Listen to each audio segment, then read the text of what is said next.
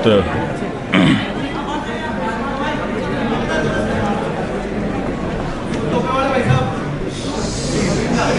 आपको बोल रहे हैं। बहुत बहुत शुक्रिया आप सभी का। इतनी बड़ी संख्या में आप सभी यहाँ पर और काफ़ी देर से यहाँ पर आए हैं। हम समझते हैं कि हमारे पास संसाधनों की बहुत कमी है, वरना हम टेक्सास में ही कर लेते उस स्टेडियम में, पर अब मुश्किल है।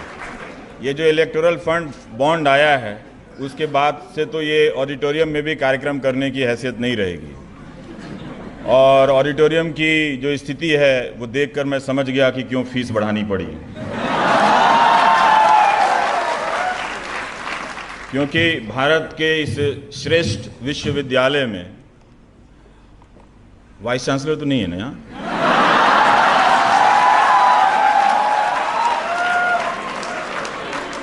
अगर ऑडिटोरियम और इस तरह के हॉल पर्याप्त तरीके से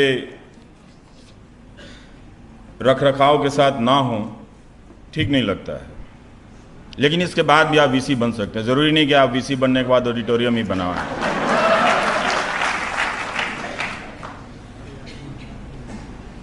सुनील जी के साथ आपने मेरी तुलना कर दी, पर ऐसे लोग हम लोगों से काफ़ी अलग होते हैं जो अपने कमिटमेंट को सब कुछ छोड़कर निभाते हैं, और इसीलिए हम सब के लिए कई बार हैरानी बन जाते हैं कि ऐसा कोई शख्स है जो हर तरह की प्रतिभा होने के बावजूद सब कुछ छोड़ता हुआ चला जाता है और अंत में इतना छूट जाता है कि उनकी ज़िंदगी के बारे में बताने के लिए आप जब वीडियो देख रही थी या देख रहे थे तब आपने महसूस किया होगा कि कितनी कम रिकॉर्डिंग है। जिनके सिर्फ भाषण ही भाषण है उनके सदियों तक की रिकॉर्डिंग हो गए हैं इस देश में। जिनका कोई काम नहीं है ऐसे लोगों की रिकॉर्डिंग बहुत ज़्यादा है, लेकिन ऐसे लोगों ने जिन्होंने अपना सब कुछ छोड़कर कुछ काम किया, करने का प्रयास किया, उनकी रिकॉर्डिंग कितनी कम है। ये मैंने उनके बारे में नहीं, ये मीडिया के बारे में ज़्यादा रिफ्लेक्ट करता है। तो इसलिए ये बताता भी है कि जो हमारे लोकतंत्र को लोगों के बीच रहकर सिंचित करते रहे, समृद्ध करते रहे, उन पर इस मीडिया का ध्यान कितना कम होता है। यही आगे के बातों में आप समझ पाएंगे कि दरअसल लगता ज़रूर है कि लोकतंत्र का सारा कुछ मीडिया के ज़रिए चल रहा है, पर ऐसा भी नहीं है। बहुत कुछ है जो उसके बाहर भी चल रहा है। तो 17 जनवरी 2017 को जब ट्रंप साहब निर्वाचित हुए थे, प्रेसिडेंट इलेक्ट थे, तो उन्होंने अमेरिका के वॉशिंगटन डीसी में एक रैली बुला ली और काफ़ी उसके दावे हुए। और लेकिन उसके तुरंत बाद अमेरिका की प्रेस यूनियन ने, और उसमें फ़ोटो जर्नलिस्ट, कैमरा पर्सन, हर तरह के संगठन थे, उन्होंने एक पत्र लिखा राष्ट्रपति को और उसमें साफ साफ लिखा कि आप प्रेसिडेंट इलेक्ट हैं, लेकिन आपकी हरकतों से लग रहा है कि आपका, वैसे वो पत्र यहाँ भी लिखा जा सकता था पर नहीं लिखा गया, तो लोगों ने पत्र लिखा कि आपकी हरकतों से लग रहा है कि प्रेसिडेंट इलेक्ट और प्रेस के बीच के संबंध बड़े तनावपूर्ण होने वाले हैं। आप रिपोर्टर का मजाक उड़ा रहे हैं, मानहानि की धमकी दे रहे हैं। हमें लगता है कि हमारे रिश्ते अब वैसे नहीं रहेंगे जो पहले रहे हैं, तो आपको अपना ग्राउंड रूल्स बनाने का हक है, हमको भी है। ये अमेरिका का प्रेस, जिसकी कई संदर्भों में हम उसकी आलोचनात्मक समीक्षा भी करते हैं, इराक युद्ध जैसे। तो पत्रकारों ने लिखा कि हम पूरे अमेरिका में फैल जाएंगे। अगर आप व्हाइट हाउस अपने सरकारों में हमें घुसने नहीं देंगे तो हम पूरे अमेरिका में फैल जाएंगे और वहां से स्टोरी निकालकर हम आपको अकाउंटेबल बनाएंगे, जवाबदेह बनाएंगे और आपसे सवाल पूछेंगे। एक साल बाद ट्रंप साहब की हरकत में कोई सुधार नहीं आया, तो दी बॉस्टन ग्लोब नाम के अमेरिका का काफ़ी ऐतिहासिक अखबार है, उसके नेतृत्व में 300 से भी ज़्यादा छोटे बड़े अखबारों ने प्रेस की स्वतंत्रता को लेकर संपादकीय लिखे और सबका कंटेंट अलग था। अभी भी आप वेबसाइट पर जाएंगे वेस्टर्न ग्लोब अखबार के, तो आपको उस अखबार से के ये 300 एडिटोरियल्स आपको मिलेंगे, और इसमें ये ध्यान रखा गया कि इसमें जो छोटे अखबार हैं, जो लोकल अखबार हैं, उनको भी शामिल किया जाए। तो ये बड़ी बात थी कि 300 अखबार उस अमेरिका में एक साथ आए प्रेस की अभिव्यक्ति के लिए, और उन्होंने एक दिन एक नज़रिए से संपादकीय लिखा। फिर भी कोई बदलाव दुनिया में नहीं आया। लेकिन इस जून में जब ऑस्ट्रेलियन ब्रॉडकास्टिंग कॉरपोरेशन के दफ्तर में छापा पड़ा और न्यूज़ कॉर्प के पत्रकार के घर छापा पड़ा, तो अक्टूबर महीने में ऑस्ट्रेलिया के सभी अखबारों ने अपना पहला पन्ना खाली सा छोड़ दिया। कुछ लिखा हुआ था लेकिन काले रंग से रंगा हुआ था, जिससे वो सेंसरशिप का बोध होता है। तो वहाँ का प्रेस जो है, और वो टीवी में भी हुआ, अखबारों में भी हुआ, अपनी प्रतिस्पर्धा कॉम्पिटिटिवनेस को भुलाकर लोगों ने प्रेस की आज़ादी को सबसे आगे रखा। तो वहाँ का प्रेस जो है अपनी सत्ता को जवाबदेह बनाने के लिए और अपने आप को प्रेस बनाए रखने के लिए लड़ रहा था, क्योंकि उन्हें इस बात की पूरी समझ थी कि लोकतंत्र की जो बुनियाद है वो जवाबदेही पर टिकी होती है, और जवाबदेही का पता सिर्फ एक चीज़ से चलता है कि जो सवाल पूछे गए हैं उसके जवाब सीधे सीधे आ रहे हैं कि नहीं आ रहे हैं। तो इसलिए ये 3 बड़ी घटनाएं उस दौर में हुई जब दुनिया के कई देशों से लोकतांत्रिक व्यवस्थाएं खत्म हो रही थीं और कॉरपोरेट अपने टेक्नोलॉजी के जरिए न्यूज़ या इंफॉर्मेशन के कारोबार को कंट्रोल कर रहा था। अब तो वो खेल कहीं और भी ज़्यादा जटिल हो गया है। लेकिन विश्वगुरु भारत क्या कर रहा था उस वक्त?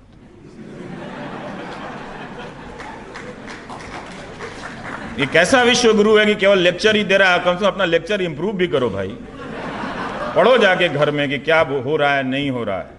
तो क्या कर रहा था? तो वहां का मीडिया जो है इधर भारत का सत्ता के आगे समर्पण कर रहा था।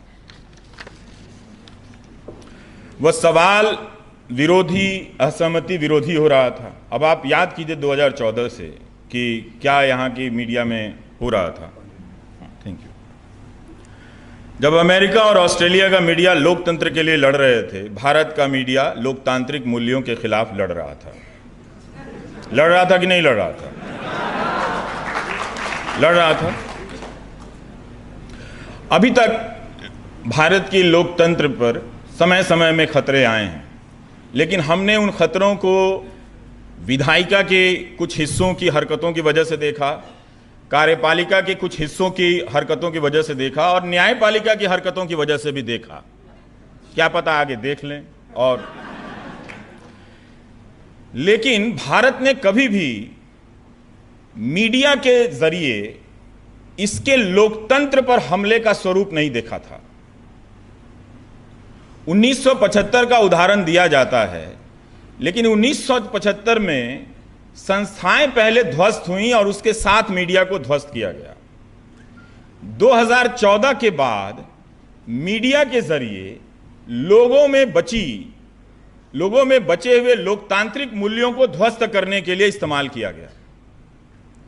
यह पहली बार हिंदुस्तान में हो रहा था।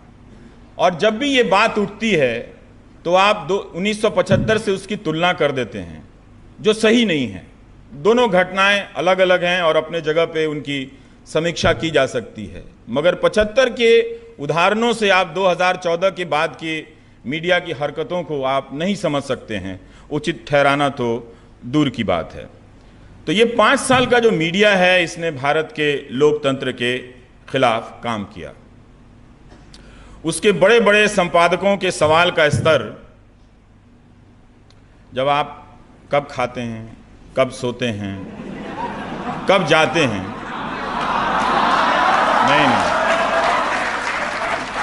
नहीं, प्रक्रिया से चलिए, मैं प्रक्रिया से बता दूं।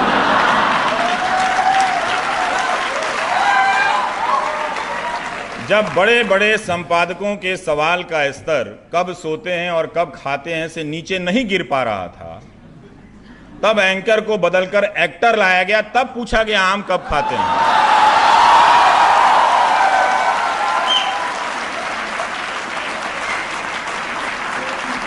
ये भारत का मीडिया है। आप इस सरजमी की मिट्टी, धूल, कण, पेड़ पौधे, हर चीज पर फख्र कर सकते हैं, मगर 2014 के बाद के मीडिया पर आप फख्र कर ही नहीं सकते हैं, अनलेस कि आपको प्रधानमंत्री फॉलो करते हो। आप नहीं कर सकते। आप उनके समर्थक भी होंगे तो भी आप इस मीडिया पे गर्व नहीं कर सकते। उनके समर्थक भी मुझसे कहते हैं कि ये क्या मीडिया है, हमें ये देखा नहीं जाता है। वो सबसे ज्यादा दुखी हैं, आप लोगों से भी ज्यादा। तो भारत के मीडिया ने आम लोगों के सवाल पूछने का आत्मविश्वास तोड़ दिया। जब आप हताश होकर टीवी पर देख रहे थे कि सच्चिदानंद जैसे लेखकों, अशोक वाजपेयी जैसे लेखकों की प्रतिक्रिया पर हमले हो रहे थे और उन्हें अपराधियों के गैंग में बताकर पेश किया जा रहा था, तो आम आदमी का उस वक्त सवाल पूछने का आत्मविश्वास टूट रहा था। और यह सिर्फ दिल्ली के 4 चैनलों से नहीं हो रहा था, बल्कि ये काम देश की अलग अलग भाषाओं में चलने वाले सैकड़ों चैनलों के जरिए हो रहा था। और इस पूरे विश्लेषण में, मीडिया के विश्लेषण में, जो इस वक्त के जो सबसे बड़े अपराधी हैं, हिंदी के अखबार, उनके जरिए हो रहा था। क्योंकि सारी आलोचना एंकरों की तरफ चली जाती है, टीवी चैनलों की तरफ चली जाती है, लेकिन इस दौरान हिंदी के अखबारों ने हिंदी की जनता के साथ क्या हरकत की है, ये शर्मनाक है।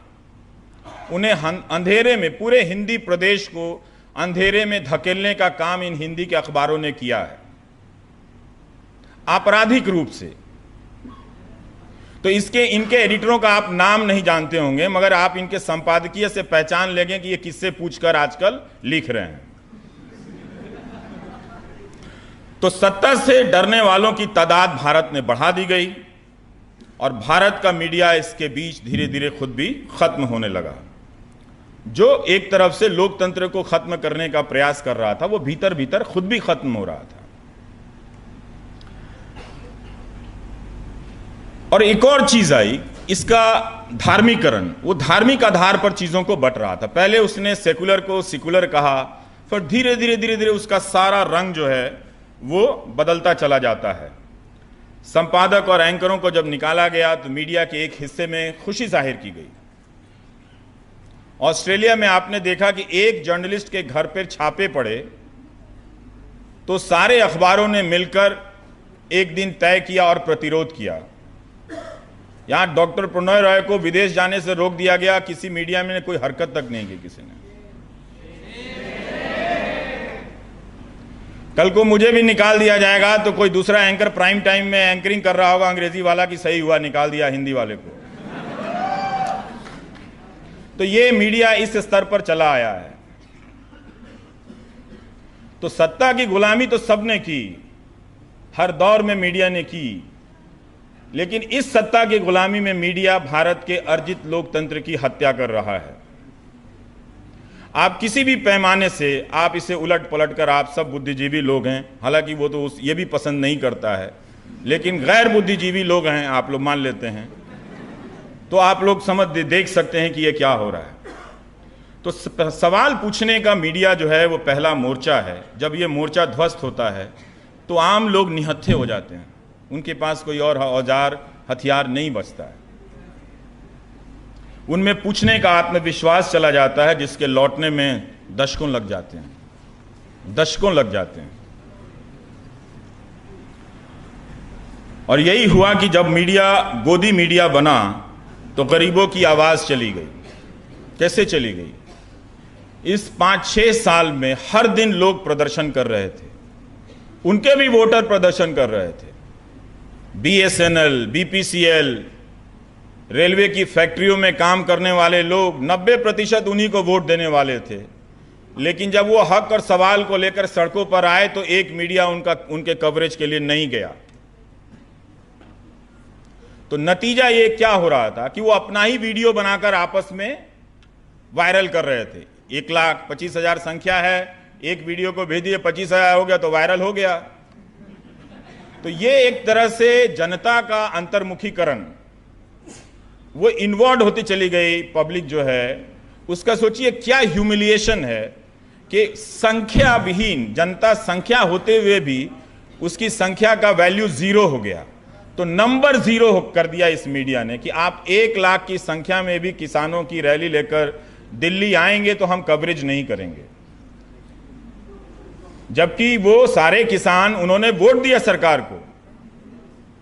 तो सरकार के समर्थक होने के बावजूद जब वो प्रदर्शन कर नागरिक बनने के लिए आते हैं तो ये मीडिया उनके खिलाफ हो जाता है। तो इसकी पूरी कोशिश ये है कि आप नागरिक ना बने, आप हमेशा समर्थक / भक्त बने रहें, नागरिक ना बने। ये वो मीडिया का प्रोजेक्ट आपको चल रहा है। और गरीब विरोधी हुआ, पहले काम छिप छिप के करता था मीडिया, गरीबों के विरोध में कॉरपोरेट के तर्कों की बातें रखता था, लेकिन अब आजकल खुलकर करता है, गांव का भी विरोध करता है।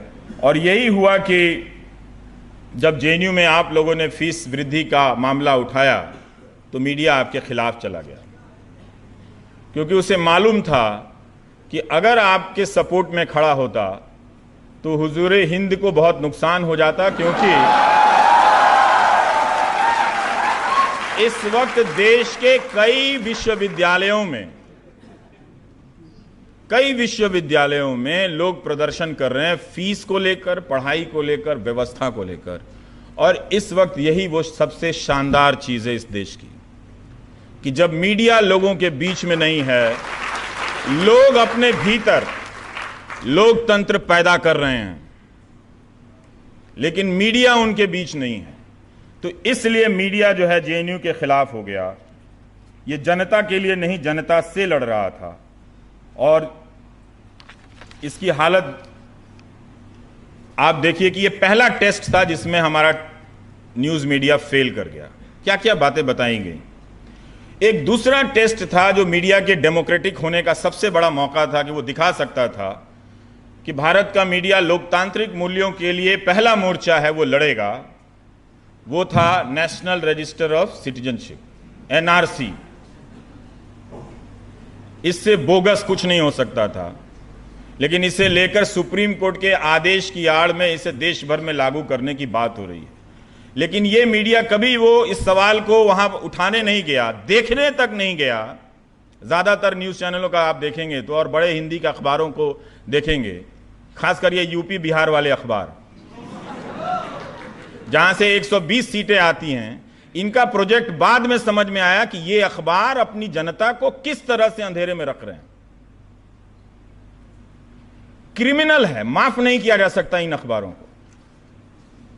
आप आर्काइव में जाके देखिए कि किस तरह से कवरेज हुआ है पिछले 5 साल में। कभी ना कभी कोई ना कोई तो पढ़ेगा कि भारत का मीडिया इतना एंटी पीपल कैसे हो सकता है। 1600 करोड़ रुपए खर्च करके 3.5 करोड़ लोगों पर अपनी नागरिकता साबित करने का पागलपन थोपा गया, और 2 साल तक, 2.5 साल तक यह कार्रवाई चलती रही। और अब कह रहे हैं कि हमें इस पर विश्वास नहीं है, ये इसे फिर से कराएंगे, और अब कह रहे हैं पूरे देश में कराएंगे। तो जो लोकतांत्रिक सवालों के साथ खड़ा रहने वाला मीडिया अगर होता तो इसके लेकर अलग अलग पहलुओं के बारे में बात करता, बताता। अगर इसमें कुछ संभावनाएं उसको नजर आ रही है वो भी बताता, इसमें कुछ लोगों के अपमान, लोगों की परेशानियां नजर आ रही हैं तो वो भी बताता। हदसकर हादसे में कई लोग मर गए असम में, उनकी चर्चा नहीं हुई। ये पहला मोर्चा है, ये जो मीडिया है, आप इसके खतरे को समझिए। आप अभी भी उसे पुराने मूल्यों से, पुरानी उसकी कमाई से इसको देख रहे हैं, मगर इसका काम बदल गया है। 1906 में जब दक्षिण अफ्रीका में नई परमिट की व्यवस्था आई थी ट्रांसवाल शहर में कि अंगूठे का निशान देना पड़ेगा और जब मांगेंगे तब दिखाना पड़ेगा, तो गांधी जी खिलाफ हो गए। और गांधी जी के साथ साथ एक हाजी हबीब मियां थे, वो भी खिलाफ हो गए। तो सभा हुई, इसी तरह की सभा हुई। 13,000 भारतीय थे लेकिन 3,000 लोग आए।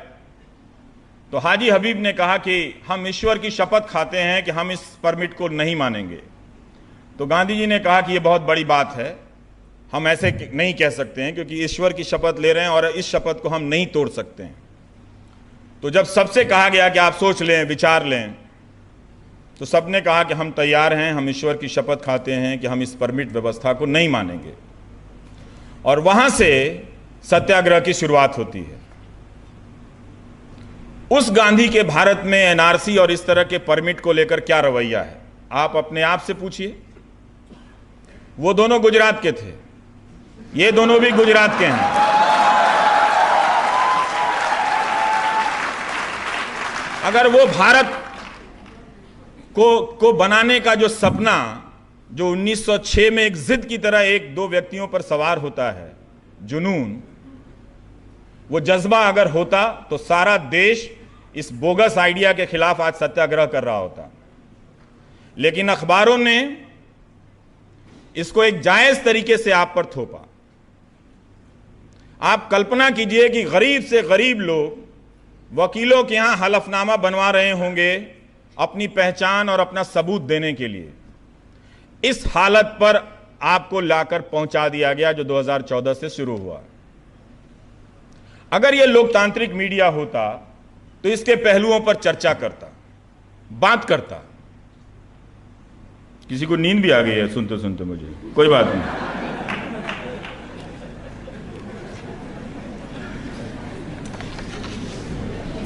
तो आप सोचिए कि कितनी भयावह बात है कि आप अपनी नागरिकता का सर्टिफिकेट लेकर, बाप दादों की जमीन का फोटोकॉपी लेकर आप लाइन में खड़े हैं।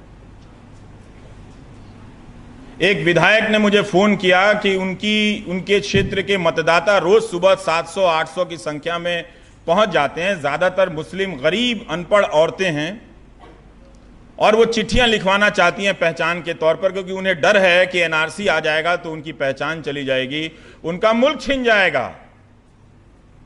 लेकिन अब आप गांधी के भारत में नहीं हैं और ना ही आप गांधी के मानने वाले लोगों में से हैं। होते तो आप इस मुल्क के लिए खड़े होते, लोग खड़े होते इस मुल्क के लिए। कोई खड़ा नहीं हुआ, जबकि वो संसद में बोल गए कि हम इसे राष्ट्रीय स्तर पर लागू करेंगे। आप कल्पना कीजिए कि देश भर में गरीब से गरीब लोगों की क्या हालत होगी। और अभी भी हो रहा है कि लोग अपना सर्टिफिकेट बनाने के लिए तहसीलदारों के दफ्तर में रिश्वत दे रहे हैं, और बड़ी मात्रा में सिर्फ इस भय के कारण कमाई हो रही है। लेकिन मीडिया में इसका कहीं रिफ्लेक्शन नहीं है। तो क्या यह मीडिया हमारे लोकतंत्र का निगहबान है? खुद सोचिए।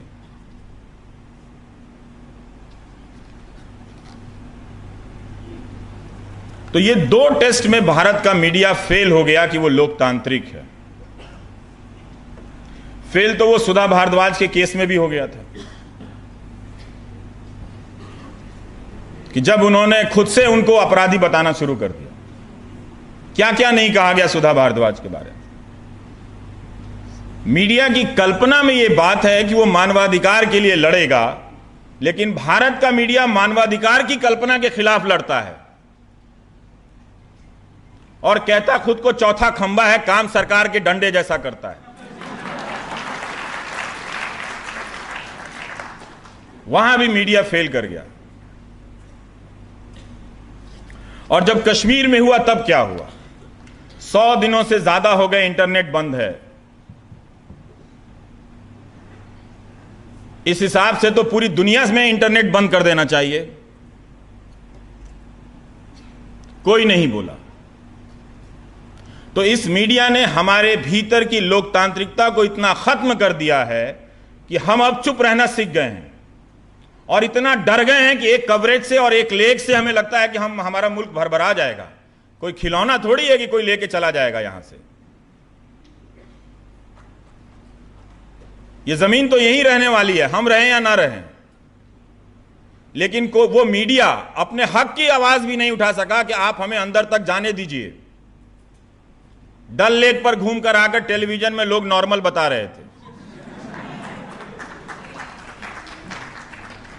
तो इस बात में भी आपका मीडिया जो है हिंदुस्तान का, यह साबित हो गया कि ये आगे अब कभी लोकतंत्र के लिए खड़ा नहीं रहने वाला है। ये एक खतरनाक औजार है आपके सामने, इस बात को समझ लीजिए आप। जिस तरह से कश्मीर को लेकर इस मीडिया ने चुप्पी किया, डर गया, उसको लगा कि आईटी सेल हमला कर देगा, लोग हमला कर देंगे, लोगों में ये ओपिनियन है। अजीब, पहले तो वो खुद ही मेजोरिटेरियनिज्म गढ़ रहा है, और जब पूछने का आता है तो अपने ही गढ़े हुए बहुसंख्यकवाद से, मेजोरिटेरियनिज्म से वो डर जाता है। तो वो खत्म हो गया, वो आपको खत्म करने चला था और खुद को खत्म हो गया। इसीलिए आप देखे होंगे जब 2014 का एग्जिट पोल आ रहा था तो अर्नब गोस्वामी और देशमुख जी दोनों दौड़े दौड़े आ रहे थे उसको लेकर। मैंने लगा इस सेट पे क्यों दौड़े आ रहे हैं भाई, ऐसा लग रहा है एग्जाम का क्वेश्चन लेके भागे जा रहे हैं। तो वो हरकतें कर रहा है, अजीब अजीब हरकतें कर रहा है, क्योंकि उसने अपना विवेक खो दिया है। जब आप विवेक खो देते हैं तो आप हरकतें करते हैं, बातें नहीं आपके पास करने के लिए। इतनी उग्रता किस बात के लिए भाई? किस बात के लिए तुम देश में इतनी उग्रता, इतना आक्रोश भर रहे हो? इतना ठंडा प्यारा अच्छा सा देश है ये। इससे खूबसूरत कोई और मुल्क नहीं है। लेकिन अभी ये विश्व गुरु नहीं है। 5 साल में जो इन्होंने यूनिवर्सिटी की हालत की है, उसे तो नहीं लगता कि इनका प्रोजेक्ट विश्व गुरु बनाने का है। और अब तो यह भी संसद में झूठ बोल दिया गया कि प्रधानमंत्री जाते हैं तो हवाई जहाज में ही सोते हैं। अगर मीडिया होता तो वो पूछता कि भाई अमेरिका में के तो होटलों के नाम हैं, फ्रांस में भी हैं, अमेरिका में 3-3 बार होटल में ठहरे, कौन से देश में ऐसी नौबत आ गई? मतलब ठीक है, हम खराब ऑडिटोरियम बर्दाश्त कर लेंगे, लेकिन हमारे प्रधानमंत्री एयरपोर्ट पे सोए, ये हम बर्दाश्त नहीं कर सकते।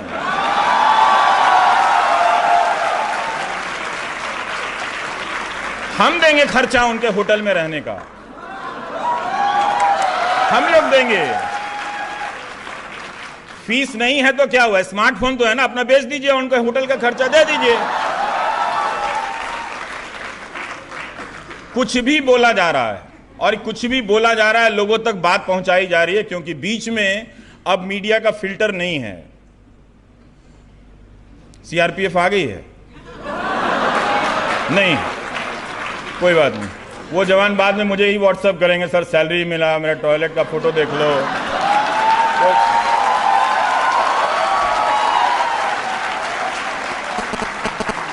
झारखंड से लोग मुझे मैसेज कर रहे हैं कि इस तरह का टॉयलेट है, खाना ठीक से नहीं मिल रहा है, ये सब देखिए, आप नहीं बोलेंगे तो कौन बोलेगा। लेकिन कोई बात नहीं, मैं समझता हूं।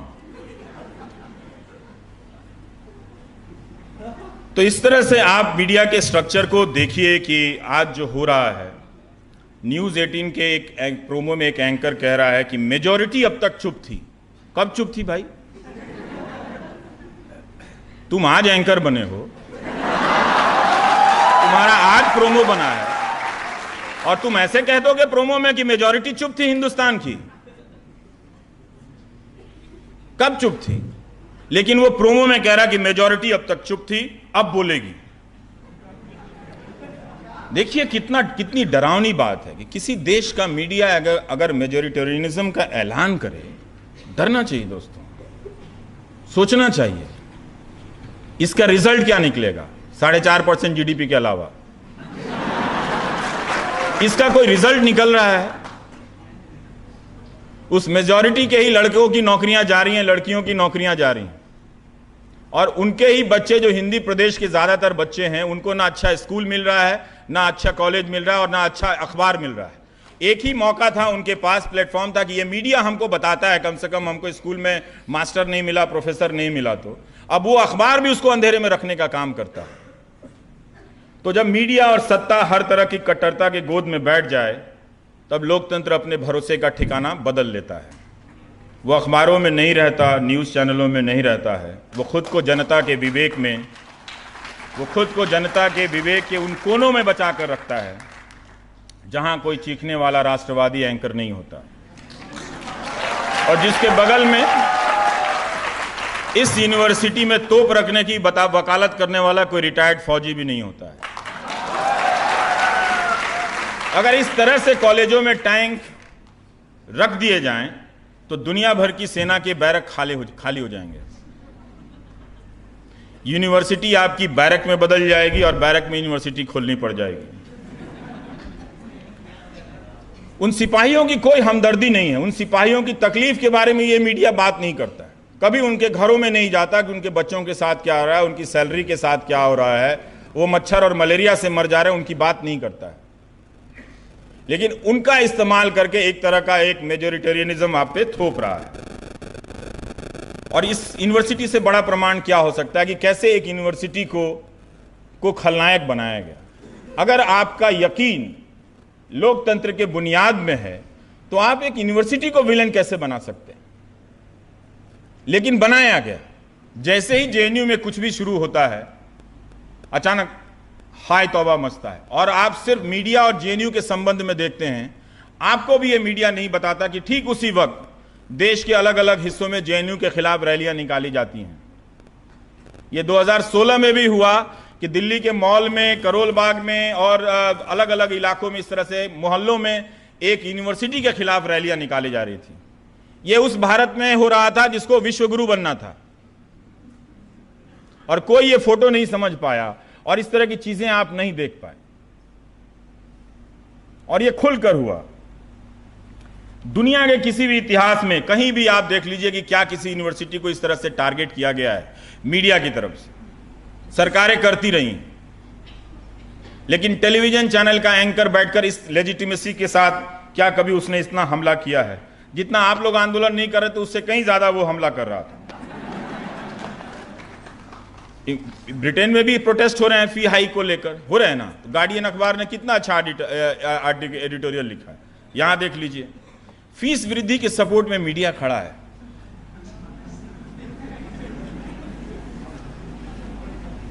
इसलिए मैंने कहा कि लोकतंत्र जनता के विवेक के कोनों में बचा रहता है, वरना जेएनयू के समर्थन में इस वक्त आपको भी नहीं पता होगा कि देश के किन किन संस्थानों से छात्रों ने आपके समर्थन में बैनर लेकर खड़े हुए और आपको धन्यवाद भेजा है। ये बहुत बड़ी बात है कि जिस जेएनयू को सरकार की शय पर विलन बनाया गया, उस जेएनयू को जनता ने वापस फिर से हीरो बना दिया है।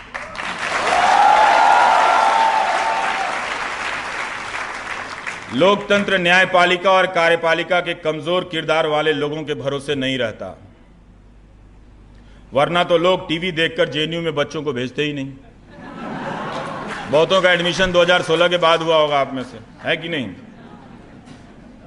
और कितने दुख की बात है कि मैं एक वीडियो देख रहा था कि इस जेएनयू के बाहर प्रदर्शन हो रहे हैं कि यहां के गद्दार छात्रों को गोली मारो। यह भी हो सकता है इस देश में, और तब मीडिया नहीं आया। ये उदाहरण बार बार बता रहे हैं कि इस मीडिया से आप लोकतंत्र की उम्मीद मत करना। इसने पीछे पीठ में छुरा नहीं मारा है, सीने पे मारा है। भारत के लोकतंत्र की छाती पर इस मीडिया ने छुरा मारा है, पीठ में नहीं। वरना डिबेट हो रही होती कि कैसे सड़क पर खड़ा होकर कुछ लोग झंडा लेकर यह नारा लगा सकते हैं कि जेएनयू के छात्रों को, गद्दारों को गोली मारो। लेकिन सबने अनदेखा कर दिया, क्योंकि एक डर है कब हमला हो जाएगा, कब कहां योजना बन रही होगी, कब सीआरपीएफ आ जाएगी। तो अपनी सुविधा से वो फ्रिंज को मेन स्ट्रीम बनाता है और मेन स्ट्रीम को फ्रिंज बनाकर छोड़ देता है। तो इसीलिए यूनिवर्सिटी पर हमला कोई सामान्य बात नहीं थी। ये लोकतंत्र की नर्सरी है, जहां पर विरोध और असहमति की पहली पाठशाला आपको सिखाई जाती है। आप 18 साल के हो चुके होते हैं और आप बोलते हैं, उससे क्या फर्क पड़ता है? पहले भी आप बोल रहे थे, उससे क्या फर्क पड़ रहा? क्या देश की गाड़ी जिस तरफ जाना था उस तरफ जाने से रुक गई? लेकिन आपको खलनायक बनाया जाता है, क्योंकि आपको खलनायक बनाने से, जेएनयू की लड़कियों के बारे में कहने से इस समाज में कहा गया, यहां की लड़कियों के बारे में, वो कहां से आई थी? वो तो हमारे गांव, घरों और कस्बों से निकल कर आई थी। और ये हमला इसीलिए था कि गांव, घरों और कस्बों की लड़कियां जेएनयू तक ना आए, इसलिए उनके चरित्र पर हमला किया गया। उन मां बाप में डर बिठाया गया कि जेएनयू जाने के बाद लड़कियां ऐसा करते। इस देश में हो रहा था और वैसी आवाजों को मीडिया शह दे रहा था। इसीलिए गांव और गरीब के लिए खतरा है ये मीडिया। एक लिंच मॉब बना लिया है, बक्सा खोलकर बैठ जाता है और दहशत पैदा करता है। जब आप उसको देख रहे होते हैं तो आपको लगता है कि इसके बाहर तो कोई तर्क नहीं है, इसके बाहर तो लोगों में संवेदना नहीं बची है और इसके बाहर तो लोग बचे नहीं हैं। लोग वैसे ही हो गए हैं जैसे ये बक्से में बैठे हुए लोग हैं। और ये लगातार हर दिन हर रात हो रहा है। तो इसके भीतर भी क्या हो रहा था कि मीडिया के भीतर भी लोग डरना शुरू कर दिए। पत्रकारों ने अपनी नौकरी बचाने की प्रक्रिया शुरू कर दी, खबरें छोड़नी शुरू कर दी, खबरों तक पहुंचने का जो काम था वो छोड़ दिया उन्होंने और वाहवाही में लग गए। बड़े बड़े पत्रकारों का आप सवाल जाकर देख लीजिए। जब वो आम वाला सवाल आया, आता हूं उस पर बाद में, तो पत्रकार डर गए। आप किसी भी पत्रकार को फोन करो, वो डर गए। एक डरा हुआ पत्रकार लोकतंत्र में अधमरा नागरिक पैदा करता है। आप सब, हम सब को अधमरे नागरिक के रूप में बनाने की ये कोशिश कर रहे हैं। तो अगली लड़ाई अगर आपको इस लोकतंत्र को बचाने की है या अपने भीतर लोकतांत्रिकता को बचाने की है तो आपको इस मीडिया से लड़ना पड़ेगा। इफ एंड बट का कोई सवाल नहीं है।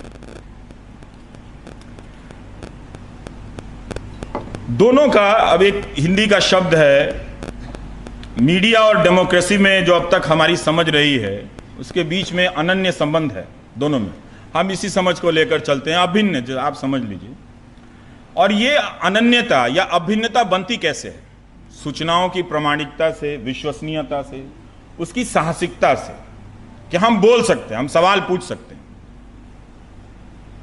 हम ट्वीट कर सकते हैं उस होटल का फोटो कि भाई आप तो यहां ठहरे थे, आप एयरपोर्ट में कैसे बता रहे हैं।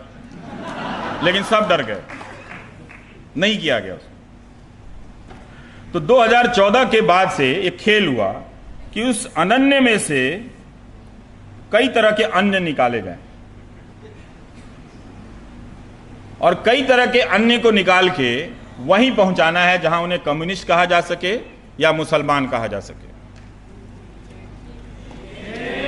या अब वो नया टर्म लेते हैं अर्बन नक्सल का, क्योंकि गांव के लोगों ने देख लिया कम्युनिस्ट तो बेचारे वैसे ही झंडा लेके घूमते रहते हैं, कुछ होता तो नहीं है इनसे। तो वो अर्बन नक्सल लेके आए ताकि इसे नया टर्म से कुछ भय पैदा हो। तो ये अदराइजेशन की जो प्रक्रिया शुरू हुई, तो इस वजह से देखिए कितना खतरनाक खेल हुआ। और इसके 3 ठिकाने हुए मुख्य रूप से शुरू में चुने गए।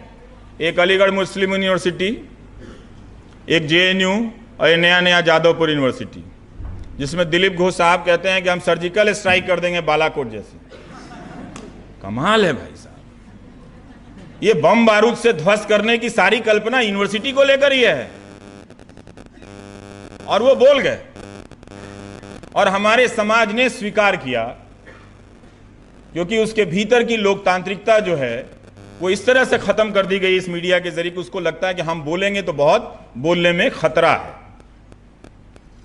फिर एक दिन आप देखिए किस किस तरह के खेल हो रहे थे। एक एबीपी न्यूज चैनल है, उस पर अनाउंस होता है कि यूपी के मुख्यमंत्री योगी आदित्यनाथ बहुत बड़ा कोई फैसला करने वाले हैं, और स्क्रीन पर लिखा हुआ आता हरे रंग में फैजाबाद, फिर वो चेंज करता है भगवा रंग में अयोध्या।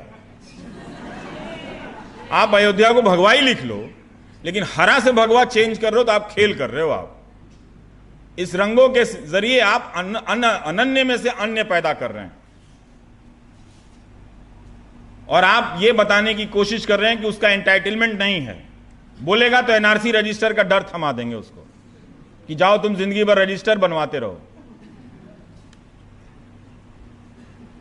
हमारे ही अपने यार दोस्त हैं, पड़ोसी हैं, कैसा लगेगा उनको रजिस्टर की लाइन में खड़ा देखकर, जिनको आप 3-3 पीढ़ियों से देखते आए, जिनके साथ स्कूलों में आप पढ़े हैं। कुछ शर्म बची होगी तो नहीं अच्छा लगेगा। लेकिन इस एनआरसी का ऐलान ऐसा हो रहा है कि जैसे भारत को मतलब अब विश्व गुरु बनने के लिए यही एक आखिरी दरवाजा बचा हुआ है, यही काम सबसे पहले कर लो। रोज ऐलान हो रहा है। तो एक तरह से जो चैनल है, कभी भी भारत का जो मीडिया है इस तरह से चोरी छुपे रहा है। सांप्रदायिकता 92 के समय में अरविंद मोहन जी हैं यहाँ पर, वो लोग ज्यादा जानते हैं कि हिंदी के यूपी के अखबार टर्न ले रहे थे सांप्रदायिकता की तरफ, और अंग्रेजी में भी दबे छुपे था। लेकिन इस तरह से ऐलानिया तौर पर भारत का मीडिया सांप्रदायिक नहीं था। जब मीडिया एलानिया तौर पर सांप्रदायिक हो जाए तो वो लोकतांत्रिक हो ही नहीं सकता है। आपको सबसे पहले अगर भारत के लोकतंत्र को खतरे में कहीं देखना है तो कहीं और नहीं, टेलीविजन चैनल और अखबारों के पन्ने में नजर आ जाता है कि राहुल गांधी विपक्ष नेता जब कश्मीर जाते हैं और जब रिटर्न करते हैं तो वो खबर इंडियन एक्सप्रेस के पहले पन्ने पर भी नहीं थी। इतना डर है भाई। इतने डरे हुए लोगों के बीच में कोई च्यवनप्राश का बिजनेस कैसे कर ले रहा है, ये मुझे समझ में नहीं आ रहा है।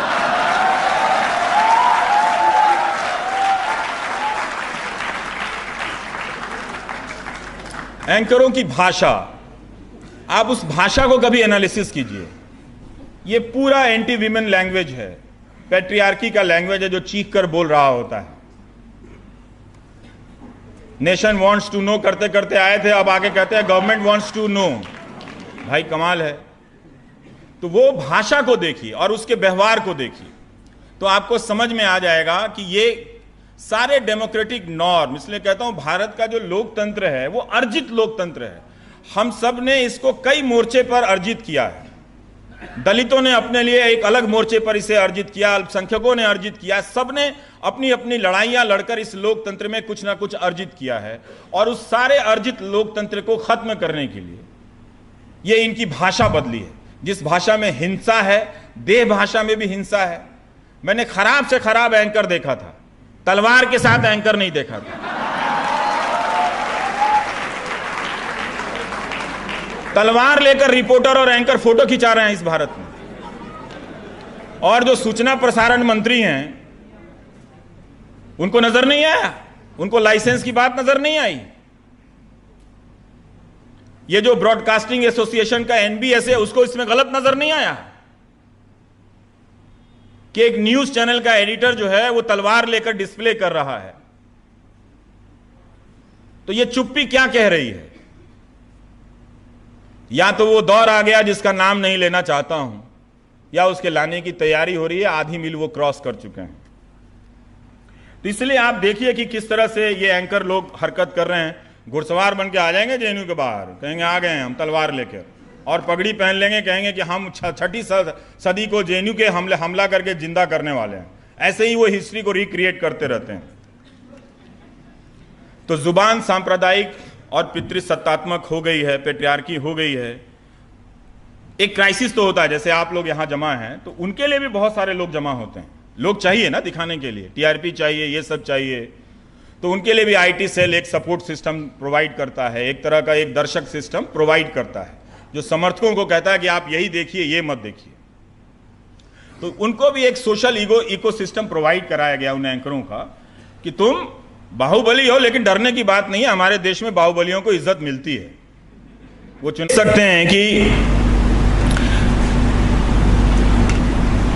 इस टेलीविजन और अखबारों के जरिए आवाज उठाने वालों को जो सामान्य सवाल है, यही सवाल है ना कि आप कौन से होटल में नहीं रुके थे, कहां पैसा नहीं था, किस एयरपोर्ट पे आपको रात सोनी पड़ गई थी। तो ये सब सवाल तो कोई खतरा में नहीं है, इससे तो उनके 20 साल राज करने के सपने पर कोई असर नहीं पड़ता। ये सब मासूम से सवाल है। लेकिन आप पूछ दीजिए तो कहेगा आप एंटी मोदी हैं, आप एंटी हिंदू हैं, आप एंटी इंडिया हैं।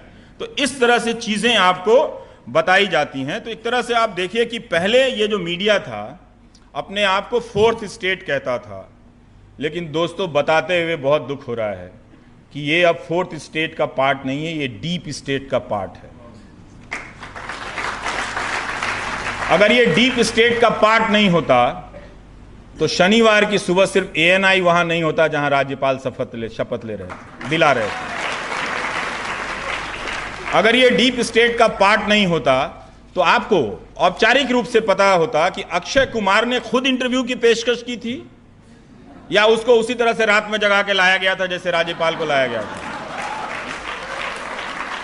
और आपको एक बेसिक बात पता होती कि इस इंटरव्यू को किस चैनल के क्रू ने रिकॉर्ड किया, कहां पर ये एडिट हुई, कुछ पता नहीं है। और एएनआई के जरिए इसे जारी किया जाता है, सभी चैनलों पर इसको दिखाया जाता है, क्योंकि प्रधानमंत्री का इंटरव्यू है तो वो दिखाना ही पड़ता है। दिखाने में वो बात नहीं, लेकिन ये बना कैसे, इस सवाल का आधिकारिक रूप से हम जवाब नहीं जानते। क्यों नहीं जानते? एक तो वो इंटरव्यू ही इंसल्ट था भारत की जनता पर चुनाव के बीच में।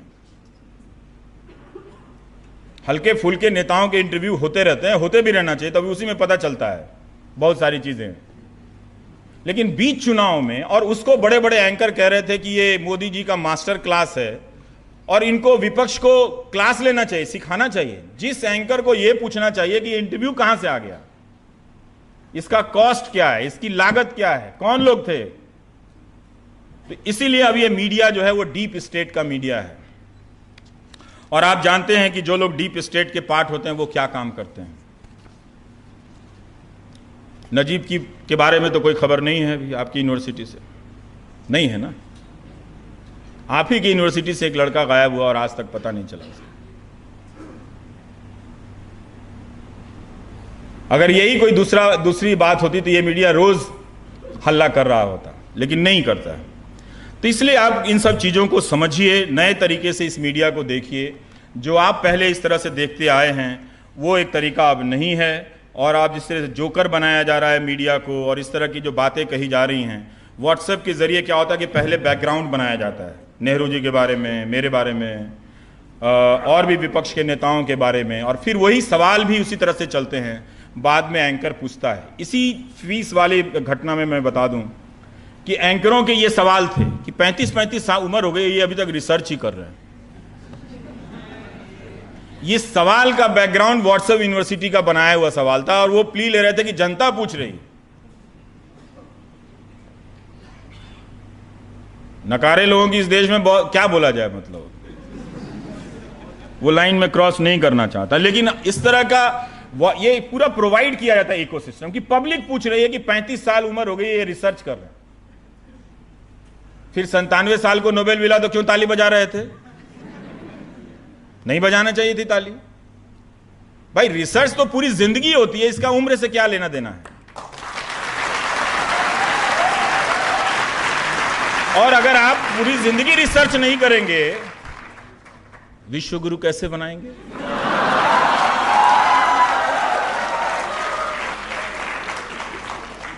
क्लास में गुरु नहीं है, बनने चले विश्व गुरु। मास्टर नहीं है कॉलेजों में, स्कूलों में। दिल्ली में भी देखिए 5,000 एडहॉक टीचर की सैलरी रोक दी गई है, नहीं दिया जा रहा है। दिल्ली विश्वविद्यालय का यह हाल है। तो मैं अब खत्म करता हूं। तो एक तरह से इसी तरह से ये जो मीडिया है वो अन्यीकरण की तरफ आपको ले जा रहा है। पहले उसने, आपको याद ही होगा कि 6 दिसंबर को जो मणिशंकर अय्यर के घर बैठक हुई थी, उसको लेकर कितनी तरह की झूठ बोली गई थी। लेकिन बाद में जो चुनाव की रैलियों में बोला गया था, उसको चुपके से राज्यसभा में माफ़ी भी मांगी थी सरकार ने। लेकिन अब आप देखिए, आपका एक किसी पाकिस्तान के साथ फोटो खिंच जाए, तुरंत कहेगा कि जेएनयू वाला एंटी नेशनल हो गया। लेकिन ये सब एंकर जो है सो कॉल्ड नेशनल, रोज पाकिस्तान के किसी आदमी को बिठा के डिबेट कर रहा होता है। ये इनका देश प्रेम है। भारत में प्याज 100 रुपया किलो हो गया, चिंता नहीं। पाकिस्तान में 100 रुपया किलो टमाटर मिल रहा है, उसकी चिंता है। तो खोल लो अपना ब्यूरो वहीं जाकर। अगर आपको गुवाहाटी में ब्यूरो नहीं है, भुवनेश्वर में ब्यूरो नहीं है, तो इस्लामाबाद में खोल लीजिए आप। यही हुआ। देखिए क्या हो रहा था कि मीडिया जो था उसके दो तरह से, इसके स्ट्रक्चर को आप समझिए कि ये खुद भी डेमोक्रेटिक नहीं है, खुद भी रिप्रेजेंटेटिव नहीं है। इसमें आदिवासी नहीं है, इसमें दलित नहीं है, इसमें आप महिलाएं हैं कुछ, लेकिन वो भी उस तरह से नहीं है। और जितनी भी अच्छी महिला पत्रकार हैं वो सब अपने फ्रीलांस के तौर पर, आप देखिए इस समय वो संघर्ष कर रही हैं, जूझ रही हैं वो सब। तो ये पूरा पेट्रियार्की का मीडिया, ये डेमोक्रेसी का काम कर ही नहीं सकता है। इसके समझ के बाहर की बात है। इसकी सोशल ट्रेनिंग जो है वो एंटी डेमोक्रेटिक है, जो लोगों का वहां जमावड़ा होता है। अपवाद में जाइएगा तो सब अच्छा लगने लगेगा, लेकिन आप इसके प्रॉपर बिहेवियर के पैटर्न को देखिए तो खेल समझ में आता है इसका। और उसमें भी क्या हुआ कि जो देश भर से ब्यूरो बंद करके जो सारे रिपोर्टर पॉलिटिकल पार्टी के बीट पे लगा दिए गए। याद कीजिए 2014 के बाद से बीजेपी बीट से कोई बड़ी स्टोरी देखी है आपने? नहीं। महासचिव बदलने के अलावा इलेक्टोरल बॉन्ड पे जब प्रेस कॉन्फ्रेंस कर रहे थे पीयूष गोयल, आधे अधूरे जवाब दे रहे थे, तो किसी ने काउंटर ढंग से सवाल भी नहीं पूछा जो सवाल रिपोर्टर उठा रहा था। तो सारी बड़ी स्टोरी जो है वो मेन स्ट्रीम मीडिया के दायरे में अब नहीं आ रही है। वो कहीं कहीं से, इधर से उधर से, वायर से तो स्क्रोल से, तो हफिंगटन पोस्ट नितिन सेठी के जरिए आ रही है, लेकिन जिसके पास रिपोर्टर की फौज है वहां रिपोर्टिंग बंद है। और आप अभी भी उस पर अपना समय दे रहे हैं, अपना पैसा दे रहे हैं। तभी मैंने कहा कि एक बार सोच लीजिए, अगर सूचना मिलती है तो देखिए, नहीं तो वही पैसा प्रधानमंत्री राहत कोष में भेज दीजिए। अब रोज रोज अखबार में और टीवी में प्रधानमंत्री को ही देखना है तो उनका एक फोटो क्यों नहीं हम घर में लगा सकते हैं? हम सबको लगाना चाहिए और वो पैसा आप प्रधानमंत्री राहत कोष में दे दीजिए ताकि लोगों के काम आए, उसके बहुत अच्छे अच्छे इस्तेमाल हो सकते हैं। तो वो जो पूरा मीडिया ने अपना पूरा स्ट्रेंथ दिल्ली में लगाया रायसीना हिल्स पे, और अब उसी स्ट्रेंथ का कोई काम नहीं है। तो 4-5 एंकर बच गए हैं।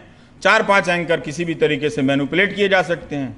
जो मैनिपुलेट नहीं किए जा सकेंगे उसको निकाल दिया जाएगा। ये सवाल मैं मोदी जी के समर्थकों से भी पूछता हूं कि कब भारत से इतनी नफरत हो गई तुम्हें कि तुमने भारत के लिए ऐसा मीडिया चाहा था?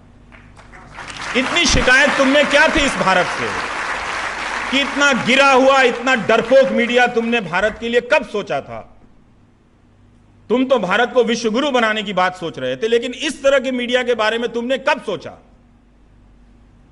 कब तुम्हें अपने लोगों से इतनी नफरत हो गई? पूछना चाहिए उन लोगों से कि बताइए, इस मीडिया को आप डिफेंड कर सकते हैं क्या, जिसका एंकर तलवार लेकर अपने रिपोर्टर के साथ एक यूनिवर्सिटी को चैलेंज कर रहा? तो ये हम इस दौर में आ गए हैं। विश्वसनीयता समाप्त हो गई है लेकिन उपयोगिता बची हुई है।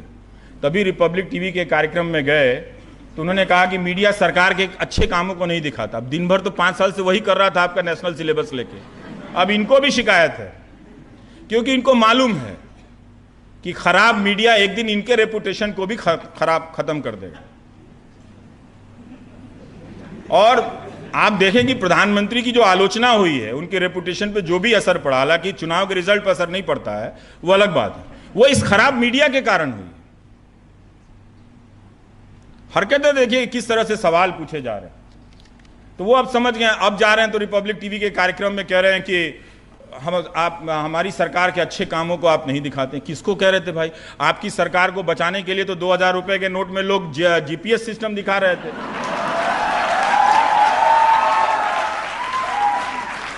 अब भी आप कह रहे हैं कि आपकी सरकार के अच्छे कामों को नहीं दिखाया जा रहा।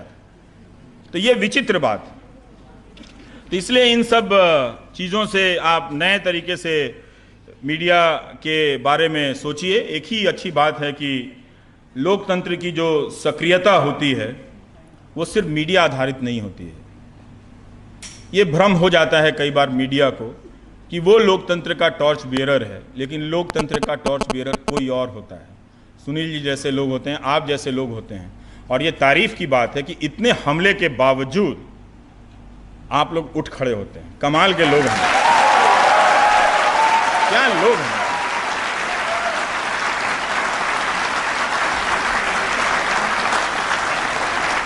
तो इसी तरह से हमारा लोकतंत्र इन्हीं जगहों पर वाइब्रेंट लगता है। देहरादून के छात्रों को देखिए, आयुर्वेदिक के छात्र हैं बेचारे, अकेले लड़ रहे हैं और वो 1000-1200 की संख्या में छात्र हैं। उनको एक तरह से गुलाम की तरफ फीस वृद्धि ला दी गई है, रेट्रोस्पेक्टिव फीस वसूली। तो ऐसा कभी सुना था आपने कि 4th ईयर में फीस बढ़ेगा तो डिफरेंस पहले साल से लिया जाएगा? और वो आयुर्वेदिक के छात्र हैं, जिस आयुर्वेदिक को लेकर भारतीय परंपरा और क्या क्या ढोंग करते हैं लोग। लेकिन उन लड़कों और लड़कियों का लाजवाब है। सलाम भेजना चाहिए आप लोगों को भी कि 45 दिन हो गए और वो देहरादून की सड़कों पर प्रदर्शन कर रहे हैं। ये ठीक है कि इसी वक्त में मगध यूनिवर्सिटी में भी 5 लाख ऐसे छात्र हैं जिनका 3 साल का बीए 6 साल में हो रहा है और वो सुगबुगा भी नहीं पाते हैं, बोल ही नहीं पा रहे हैं, क्योंकि वो नागरिक बनना नहीं चाहते हैं। कि जैसे नागरिक बनेंगे तो दहेज लेने का राइट छोड़ना पड़ेगा, औरतों के साथ बराबरी पे खड़ा रहना पड़ेगा, जात का राइट छोड़ना पड़ेगा। तो अभी फंसे हुए हैं उसमें। तो हमको लिखते हैं कि आप मगध यूनिवर्सिटी के बारे में कब सोचेंगे? तो हम क्या क्या सोचें?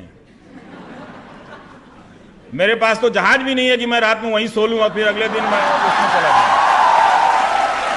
घर जाना पड़ता है दोस्तों। तो मैं ये खत्म कर रहा हूं कि यही अच्छी बात है कि लोकतंत्र वैल्यू दुनिया के कई देशों में खत्म हो गया, भारत में बचा हुआ है, कहीं कहीं बचा हुआ है, किसी किसी तरीके से बचा हुआ है। वो भले ही शपथ ग्रहण समारोह में ना दिखे, किसी सरकार के मंत्री के काम में ना दिखे, लेकिन आप लोगों के नारों में दिख जाता है। और ये बहुत सुंदर बात है कि हिंदुस्तान का नौजवान इस बात को समझता है कि राजनीतिक पसंद एक चीज़ है और मीडिया की स्वतंत्रता, अभिव्यक्ति की स्वतंत्रता एक अलग चीज़ है। हम वतन हैं और हम सब एक दूसरे से प्यार करना, गले लगाना सीखिए, लोगों को माफ़ करना सीखिए, और वो लोग भी जो आपको गालियां देते हैं उनको भी माफ़ कर दीजिए, जो तलवार उठाया है उसको भी माफ़ कर दीजिए। गांधी जी होते तो यही करते। लेकिन ठीक है, ये दुख की बात है कि वो गोडसे को ट्रेंड करा दे रहे हैं और उनमें से कई ट्रेंड कराने वालों को सरकार के मंत्री फॉलो करते हैं। दुख की बात है, हमारे प्रधानमंत्री भी करते हैं। वाइब्रेंट मीडिया होता तो पूछता कि सर आप अपना फॉलोअर का जरा चेक कर लीजिए, गलती से कहीं आपने कर लिया होगा, हो सकता है जानबूझ के नहीं किया हो, गलती से भी कई बार हो जाता है, बाद में आदमी निकल गया, बदल गया, उस टाइप से। तो इस तरह की चीज़ें हैं कि हमारे लोकतंत्र की सक्रियता जो है वो अलग अलग चीज़ों से बनी रहेगी। जब लगेगा कि न्यायपालिका झुक गई है, लोग खड़े हो जाएंगे। इसलिए कोर्ट के झुक जाने से इतना मत डरा कीजिए, देखा कीजिए कि लोग कहाँ खड़े हैं, वहाँ जाकर खड़े हो जाया कीजिए। जय हिंद, नमस्कार।